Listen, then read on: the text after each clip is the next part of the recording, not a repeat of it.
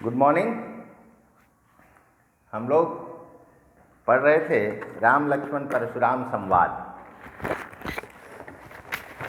तो हमने कहाँ तक पढ़ा था, जब लक्ष्मण कहते हैं कि यहाँ कोई कुम्हड़वतिया नहीं है कि आपकी उंगली देख के डर के मर जाएगा, और भी बातें कहते हैं कि आप ब्राह्मण हैं, आपके जनेऊ को देखकर मैं अपने क्रोध को रोक रहा हूँ और कुछ वैसा नहीं कर रहा हूँ, क्योंकि हमारे कुल में ब्राह्मण देवता गाय आदि पर प्रहार नहीं किया जाता है। तो फिर वो क्षमा भी मांगते हैं कि जो बिलो की अनुचित कहे वो क्षमो महामुनि धीर, सुनि सरोस भृगुवंश मणि बोले गिरा गंभीर। तब परशुराम जो है वो और क्रोध, चूँकि वो व्यंग कर रहे थे, लक्ष्मण एक तरह से उनको चिढ़ा ही रहे थे, तो इस पर और क्रोधित होकर के गंभीर आवाज़ में बोलते हैं, विश्वामित्र को संबोधित करते हैं। विश्वामित्र के साथ ही ये दोनों आए थे। तो परशुराम विश्वामित्र को संबोधित करते हुए कहते हैं कि कौशिक सुनहु मंद यही बालक, कुटिल काल बस निजकुल घालक, भानुवंश राकेश कलंकु, निपट निरंकुश अबुध असंकु। हे विश्वामित्र, ये मंद बुद्धि बालक है। क्रोध में बोल रहे हैं कि यह मंद बुद्धि बालक है, यह काल के बस में है। काल जो है वो बड़ा कपटी होता है, इस बच्चे को उसने बस में कर लिया है, ये अब मरेगा और ये अपने कुल का नाश करेगा। ये जो दुर्वचन क्रोध में बोले जाते हैं वही परशुराम बोल रहे हैं। ये कह रहे हैं कि भानुवंश राकेश कलंकु, यह सूर्य वंश का कलंक है।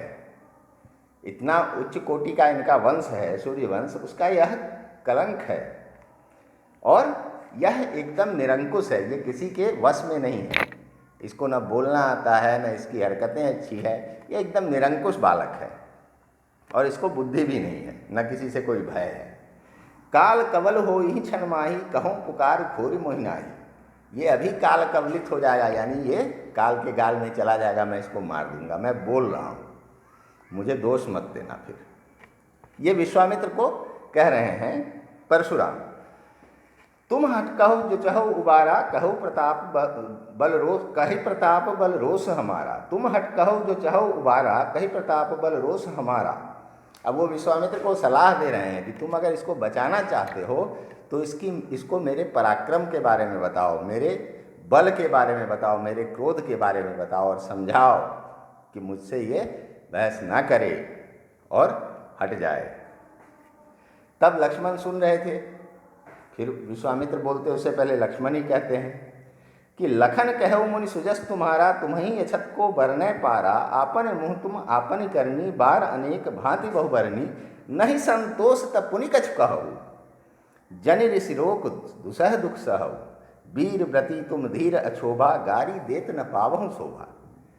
लक्ष्मण उनको कहते हैं, फिर से व्यंग्य करते हैं उन पर कि हे मुनिवर, आपके रहते आपके बारे में और दूसरा कौन बोल सकता है? आप खुद ही अपनी बड़ाई में इतना तब से हाँके जा रहे हैं, तो आपसे बेहतर कौन आपके प्रताप को समझा सकता है? आप तो उस समय से बार बार यही समझा रहे हैं कि मैंने ये किया, मैंने वो किया, मैं ये कर दूंगा, मैं वो कर दूंगा, कर कुछ रहे नहीं। तो आपके रहते में आपकी बड़ाई और कौन कर सकता है? चिढ़ा रहे हैं लक्ष्मण, उनको उकसा रहे हैं अपने व्यंग्यों से।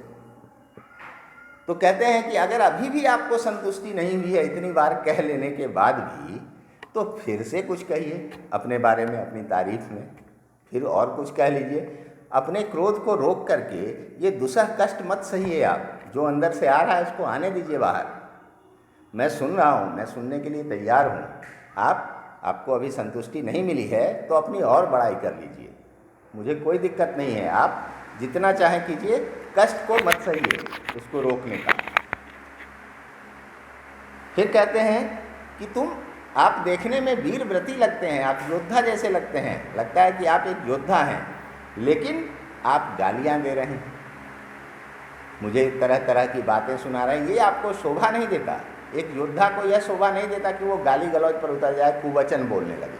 आप तो यही कर रहे हैं। सूर समर करनी करही, कहीं न जनाव हुआ, विद्यमान रण पाई रिपु, कायर कतई प्रताप। फिर आगे कहते हैं कि जो सूर होते हैं यानी वीर होते हैं, वो युद्ध भूमि में करके दिखाते हैं। बिना मतलब की बातें नहीं बनाते हैं, डींग नहीं हाँकते हैं। तो जो योद्धा होते हैं वो कुछ करते हैं और अपने आप को सिर्फ बोल के नहीं जनाते हैं कि मैं ये हूँ, मैं तोप चला दूंगा। जब सामने कोई दुश्मन खड़ा हो, शत्रु खड़ा हो, तब जो बातें करते हैं वो कायर होते हैं। वो चाहते हैं कि बातों से ही इसको डरा धमका के भगा दिया जाए। जैसा कि उन्होंने पहले भी कहा कि आप फूंक मारकर पहाड़ उड़ाना चाहते हैं, तो यहाँ कोई कोहड़े का बतिया नहीं है जो आपकी उंगली देख करके गल जाएगा। तो उसी के आगे वो कह रहे हैं कि सूर समर करनी करही कहीं न जनावही आप, विद्यमान रण पाई रिपु कायर कथई प्रताप। जो कायर होते हैं वही अपना प्रताप शत्रु के सामने बखान करते हैं, लड़ने के बजाय। अब परशुराम के लिए ये अति हो गया। एक बच्चा बोले जा रहा है तब से। परशुराम तो परशुराम थे, उन्होंने जो भी बातें कही उसमें कुछ भी गलत नहीं था, कुछ भी झूठ नहीं था। जो भी उन्होंने अपने बारे में कहा वो कर चुके थे, उनकी क्षमता इतनी थी। लेकिन उनको यह नहीं पता था कि जिससे वो बात कर रहे हैं वो शेषनाग का अवतार है, उसका जो बड़ा भाई है वो विष्णु का अवतार है, जिनके वो भी अवतार हैं। अब उनको रिटायर करके अगला चार्ज वो लेने वाला है। तो ये नहीं उनको पता था उस समय तक, इसलिए वो लगे हुए थे। तो आगे फिर वो कहते हैं अपने क्रोध को और जोर से बाहर लाते हुए, तुम तो काल हाँक जनु लावा, बार बार मोहि लागी बुलावा, सुनत लखन के बचन कठोरा। अच्छा नहीं, अभी लक्ष्मण ही कह रहे हैं कि आप तो जैसे काल को हाँक के लाए हैं। लक्ष्मण कह रहे हैं कि आप तो ऐसी बातें कर रहे हैं जैसे काल को आप ही हाँक के लाए हैं, जैसे बकरी हाँक के लाते हैं लोग, और बार बार मुझे बुलाकर उसे पकड़वाने का धमकी दे रहे हैं। ये काल है, तुमको खा जाएगा। तो इस पर फिर परशुराम कहते हैं, सुनत लखन के बचन कठोरा, परस सुधार धरेउ कर घोरा, अवजन देई दोष मोहि लोगू, कटुबादी बालक बद जोगू, बाल बिलो की बहुत मैं बाँचा, अब यह उमर निहार भा साँचा। कौशिक कहा क्षमी अपराधु, बाल दोष गुण करहि निसाधु, खर कुठार मैं अकरुण कोही, आगे अपराधी गुरुद्रोही, उतर देत छोड़ौ बिनु मारे, केवल कौशिक सील तुम्हारे, नत यही काट कुठार कठोरे, गुर ही उरन होते श्रम थोरे। अब जब लक्ष्मण इतनी बातें बोल जाते हैं तो परशुराम कहते हैं, उनके कठोर वचनों को सुन करके अपने फरसे को ऐसे करके ठीक करते हैं, पोजीशन में लाते हैं, बोलते हैं कि अब मुझको कोई दोष मत देना। ये जो कटुवादी बालक है, ये जो बुरे वचन बोलने वाला बच्चा है, ये मारने के लायक ही, अब मैं इसको मार ही देता हूँ। इसको बच्चा समझ के बहुत मैंने छोड़ दिया, अब इसकी मृत्यु निश्चित है, अब मैं इसको मार ही दूंगा। तब विश्वामित्र सामने आते हैं और कहते हैं कि हे मुनिवर, बच्चे का अपराध क्षमा कीजिए, ये बच्चा है, इसको नहीं समझ है। तो बाल दोष गुण गणहि न साधु, बच्चे का जो दोष होता है, बच्चे की जो गलती होती है, उसको साधु हमेशा क्षमा करते हैं, क्योंकि वो ज्ञानी होते हैं। आप तो महाज्ञानी हैं, आप क्यों बच्चे की बात पर क्रोधित हो रहे हैं। फिर कहते हैं खर कुठार में अकरुण को ही, आगे अपराधी गुरुद्रोही। अब परशुराम कहते हैं कि ये जो बच्चा है, इसको मैं अब सिर्फ तुम्हारे बातों पर छोड़ रहा हूँ। उतर देत छोड़ो बिन मारे, केवल कौशिक सील तुम्हारे। सिर्फ तुम्हारा सम्मान रखने के लिए, तुम्हारे सील को देखते हुए, तुम्हारे इस व्यवहार को देखते हुए मैं इसको छोड़ देता हूँ, नहीं तो अभी इसी फरसे से काट के और मैं अपने गुरु के ऋण से मुक्ति पा लेता। ऋण की बात मैंने पिछली बार भी कही थी कि माता पिता का ऋण में मातृ ऋण, पितृ ऋण, गुरु ऋण, देव ऋण, ये सब ऋण होते हैं, कर्ज माना जाता है मनुष्य पर। माता पिता ने आपको पाल पोस करके बड़ा किया, जन्म दिया, तो आप अपनी संतान को पालते पोसते हैं, ये आप माता पिता का ऋण चुकाते हैं। एक दूसरी बात, जब माता पिता वृद्ध हो जाते हैं, जब वो असहाय हो जाते हैं, जब उनको सहारे की ज़रूरत होती है, तब आप अपने सुखों को वरीयता न देते हुए उसको महत्व कम देते हैं और उनके सुख को ज़्यादा ध्यान देकर उनका सहारा बनते हैं, तो आप माता पिता का ऋण चुकाते हैं। ये नहीं कि अब फुर्सत नहीं है तो पिताजी की सेवा कैसे करें, तब वो नहीं चुकेगा। वहाँ आपको अब समय निकाल के अपने कुछ सुखों का त्याग करके, कुछ स्वार्थ को छोड़ के माता पिता की सेवा करनी है, तब माता पिता का ऋण आप चुकाते हैं। गुरु का ऋण होता है कि आपको जो गुरु ने सिखाया वो आप करें। एक दूसरी बात कि जो आपने सीखा वो दूसरों तक भी पहुंचाएं, दूसरों की मदद करें वो सीखने में। ये गुरु ऋण हुआ। गुरु ने जो सिखाया वो आपको करना है, उसको लागू करना है जीवन में, तब आप गुरु ऋण से मुक्त होते हैं। इसी तरह से देवताओं का ऋण होता है कि आप सभी मनुष्यों में देवता को देखें, आप सबों का आदर देवता के समान करें, तो इस तरह आप देव ऋण से मुक्त होते। तो यहाँ गुरु ऋण की बात है कि इसको मार के मैं अभी गुरु ऋण से मुक्त होता, कि गुरु ने मुझे जो सिखाया कि किसी का कड़वा वचन मत बर्दाश्त करो, किसी का दुर्वचन मत सुनो, जो मुझे शिक्षाएं दी है, अभी मैं इस पर उसका उपयोग करता, इस फरसे से इसको काट के और ठीक कर देता। अभी अब विश्वामित्र मन ही मन कह रहे हैं, गाधि सुनू का हृदय हसी मुनि हरियरे सूझ, ऐमै खांड न ऊख में अजहु न बूझा बूझ।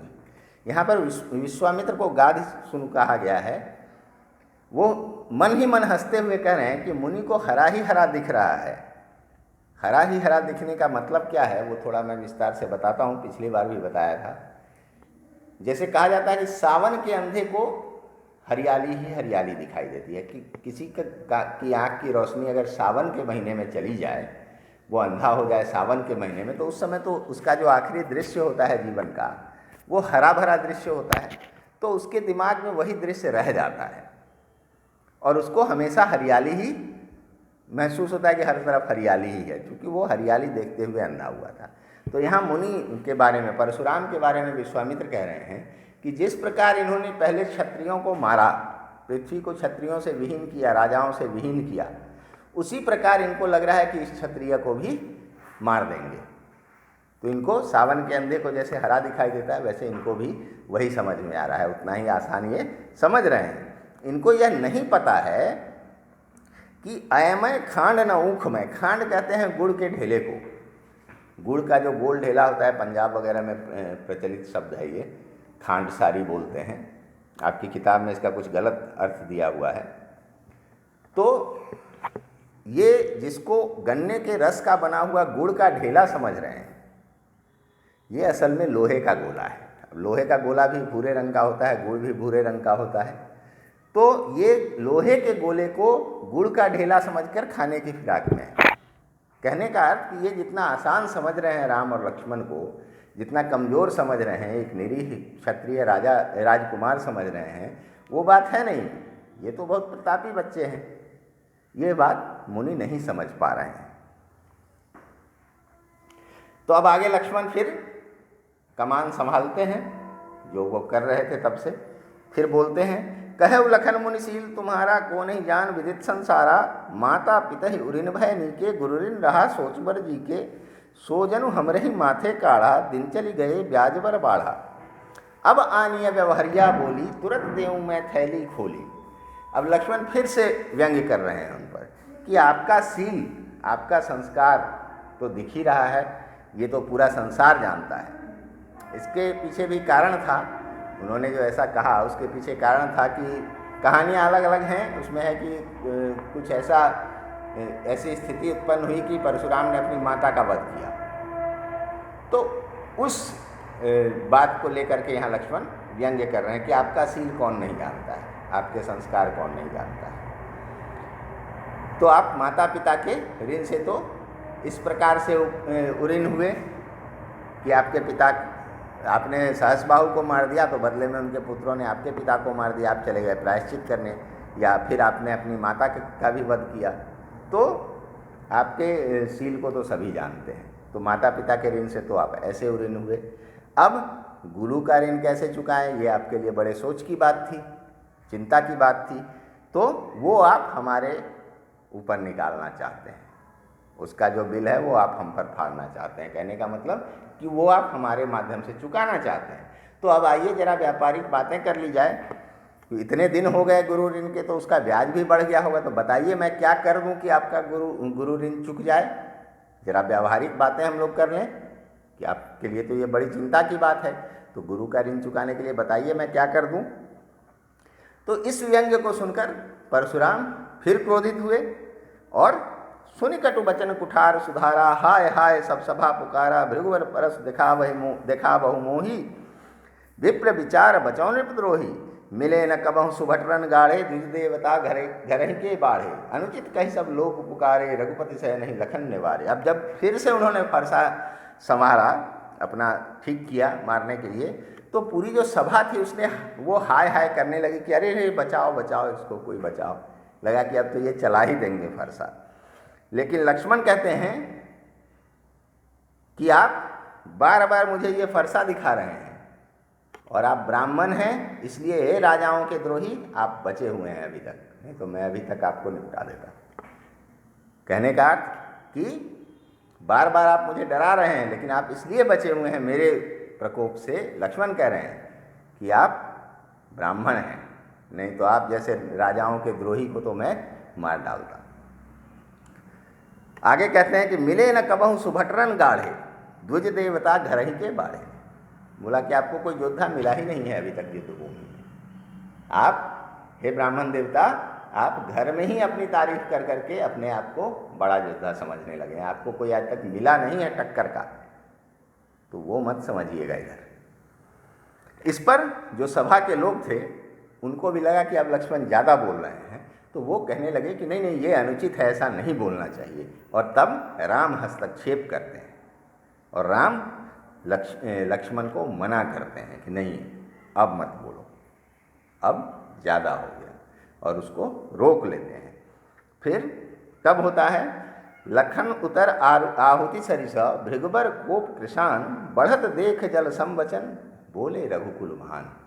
लक्ष्मण की बातें किसी हवन में पड़ने वाले आहुति की तरह परशुराम के क्रोध को बढ़ा रही थी।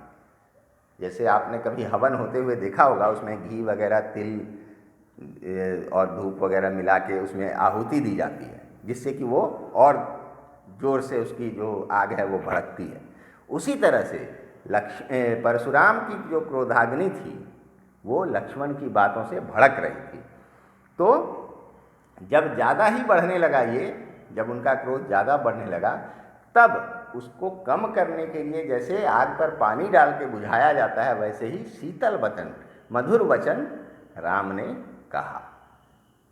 इसमें यहीं तक है, लेकिन उसके आगे ये है कि राम उसके बाद उनको कहते हैं, अपना पूरा परिचय देते हैं। तब परशुराम को पता महसूस होता है कि ये विष्णु के अवतार हैं, तो फिर वो उनकी परीक्षा लेते हैं। एक धनुष बाण उनके हाथ में था, वो देते हैं, बोले कि इस पर तुम एक बाण चला के दिखाओ। तो राम आसानी से उस पर भी बाण रख लेते हैं। तो परशुराम को विश्वास हो जाता है कि ये विष्णु के ही अवतार हैं। तो राम कहते हैं लेकिन अब तो मैंने बाण इस पर रख लिया, तो मैं इसको चलाऊंगा, बताइए क्या आपका तपोबल खत्म कर दूं या आपकी जो ये कहीं भी तुरंत आने जाने की शक्ति है इसको खत्म कर दूं। एक तरह से राम विनम्रतापूर्वक उनको सजा देने की बात कर रहे थे कि आपने जो इतना उत्पात मचाया तो अब आपका क्या किया जाए, आपने जो मुझ पर विश्वास नहीं किया। तो परशुराम उनसे विनती करते हैं कि नहीं, आप मेरे जीवन की जो पुण्य है, जो तपोबल है, जो मैंने तपस्या करके अर्जित किया है, उसको ही नष्ट कर दीजिए, मेरे आने जाने की शक्ति को ख़त्म मत कीजिए। क्योंकि परशुराम को श्राप था कि वो धरती पर कहीं नहीं रह सकते, तो वो एक महेंद्र पर्वत था, उसी पर रहा करते थे। तो राम वो बाण चला देते हैं और परशुराम उनसे खुशी खुशी मिलकर आशीर्वाद वगैरह देकर वर वधू को वहाँ से चले जाते हैं। ये रामायण रामचरितमानस की कहानी है, पंक्तियाँ हैं, उसी में से ली गई हैं। ये राम विवाह का प्रसंग है जो सीता स्वयंवर के नाम से भी जाना जाता है, उसी में से यह प्रसंग लिया गया है। तो इस तरह से हमने दोहे और चौपाइयों वाले इस प्रसंग को पढ़ा। अब इसमें चौपाई कौन सा है, तो जो पंक्तियाँ सीधा है जिसमें एक पूर्ण विराम और दो पूर्ण विराम है, वो है चौपाइयाँ। जैसे नाथ संबोधन वंजन हारा, होई केहू एक दास तुम्हारा, ये चौपाई है। और दोहा हो गया, रे नृप बालक काल बस, बोलत तो ही न संभार, धनु ही संत्रिपुरारी धनु, विदित सकल संसार। आपने गौर किया होगा कि जब मैं पढ़ता हूँ तो दोनों को पढ़ने का तरीका अलग अलग है।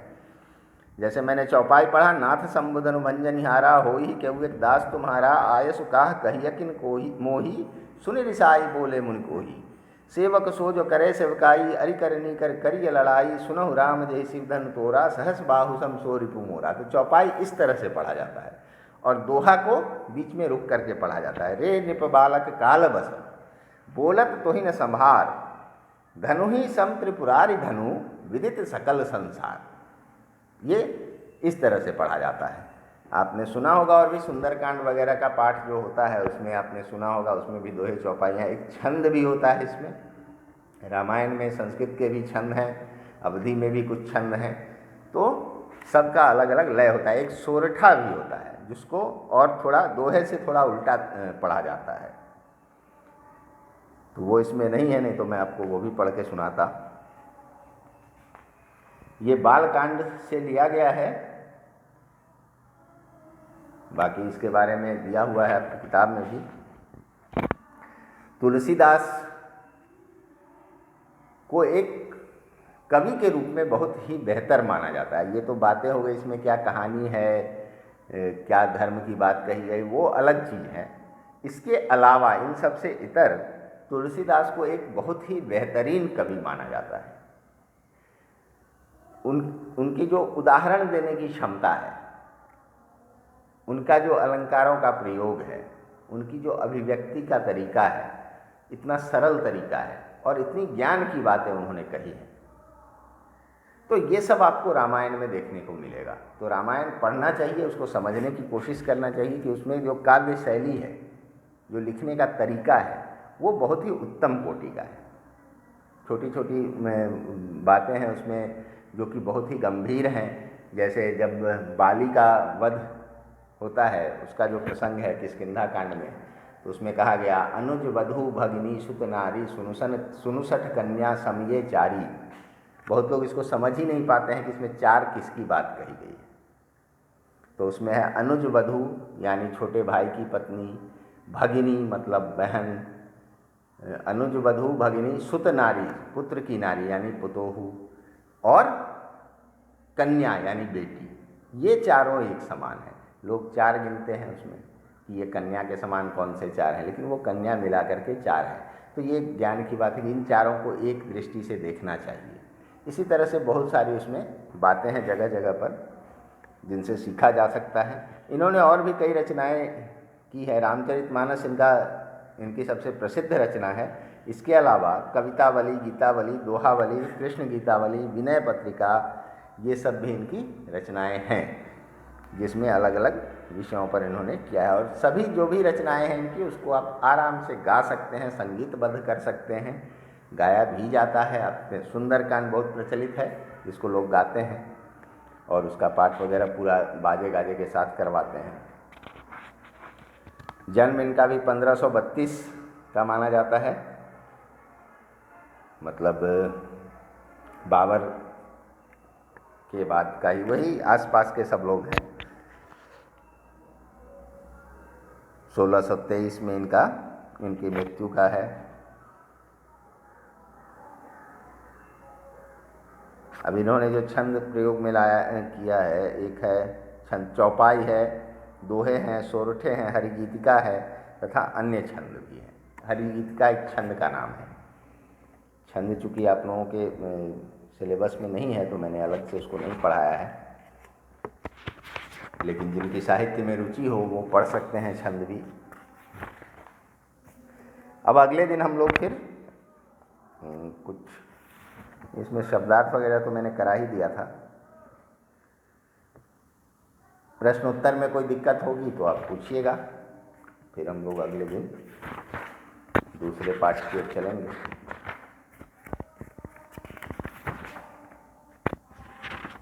चलिए आज इतना ही रखेंगे। धन्यवाद।